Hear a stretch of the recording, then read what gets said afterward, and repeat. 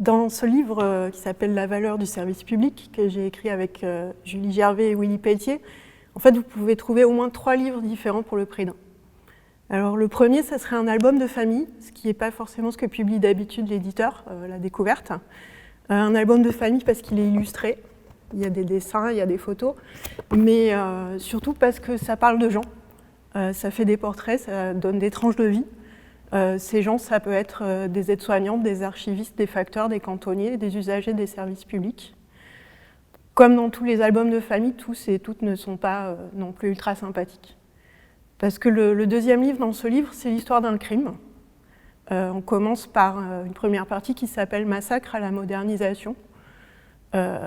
Sous le terme de modernisation qu'on emploie toujours entre guillemets, on essaye de montrer ce qui se cache, quelles peuvent en être les conséquences. Et parfois, il s'agit vraiment de massacres au sens strict. On commence avec la mort d'écosystèmes dans des forêts. Quand on modernise l'Office national des forêts, ça tue aussi des arbres ou des animaux. On continue avec des hôpitaux, des maisons de retraite où des gens meurent, des modernisations.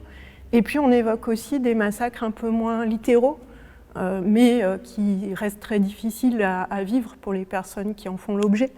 Des régions qui meurent quand on leur retire des services publics, par exemple une maternité qui est fermée dans l'Indre, des services qui meurent, l'ambiance entre les collègues qui meurent, le sens du travail qui meurt. On prend le cas par exemple d'une université où une secrétaire se retrouve dans une situation extrêmement difficile, où les profs aussi ont perdu le sens de leur travail. Donc on décrit ces crimes d'abord et puis on essaye de chercher les coupables et de les comprendre, ce qui ne veut pas forcément dire de les excuser, mais avec les outils de l'enquête journalistique ou universitaire, on essaye de démasquer les casseurs, les agresseurs des services publics, et notamment un groupe qu'on désigne sous l'expression noblesse managériale publique-privée, qui représente une toute petite partie des très hauts fonctionnaires, et aussi des consultants, et aussi des dirigeants d'entreprises qui sont d'anciens ou de futurs hauts fonctionnaires, et qui sont les gens qui cassent et qui réalisent ces massacres. Et ce qu'on essaye de comprendre, c'est comment ces personnes en sont arrivées là, comment on les fabrique, ces gens-là, comment c'est possible qu'ils et elles deviennent sourds et sourdes à ce qui se passe sous leur direction, au mal que ces réformes, entre guillemets, font aux usagers, aux agents et agentes publiques. Et puis, le troisième élément de cette enquête policière, en quelque sorte, c'est de se pencher un peu plus sur les victimes, sur leur parcours et sur la manière dont elles peuvent peut-être se reconstruire collectivement aujourd'hui. Ces victimes, c'est d'un côté les fonctionnaires et bien plus largement tous les autres agents publics, y compris précaires. On essaye de démonter quelques idées reçues à leur sujet. Et puis, c'est aussi des usagers et usagères.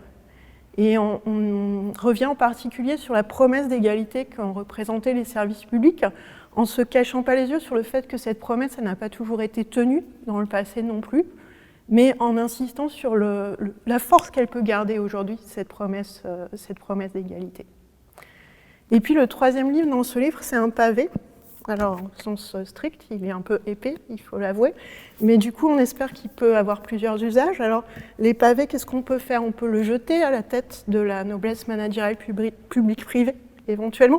Ce qui est bien, c'est qu'il est épais, mais pas très lourd, donc ça ne va pas tuer ces gens, mais ça va peut-être les réveiller sur ce qui les entoure. Et puis, éventuellement, on peut s'en servir d'un pavé pour reconstruire des choses. Alors, ce n'est pas le livre directement qui va reconstruire, mais ça peut être les personnes qui le liront. On peut s'en servir pour construire des remparts contre l'extrême droite. À notre avis, c'est ce que peuvent être les services publics. Et puis juste pour reconstruire des nouveaux services publics. Et en fait, ce qu'on essaye de faire, bien que le livre ne soit pas toujours gai, c'est aussi de donner une vision joyeuse, constructive, de faire rêver avec les services publics. Un slogan qu'on utilise, c'est Mammouth Pride. On essaye de rappeler des moments où il y a eu des expérimentations, des innovations, de la joie, des nouveautés dans les services publics, et de se dire qu'on peut encore faire ça aujourd'hui. Pas juste sauver les services publics, mais en inventer des nouveaux.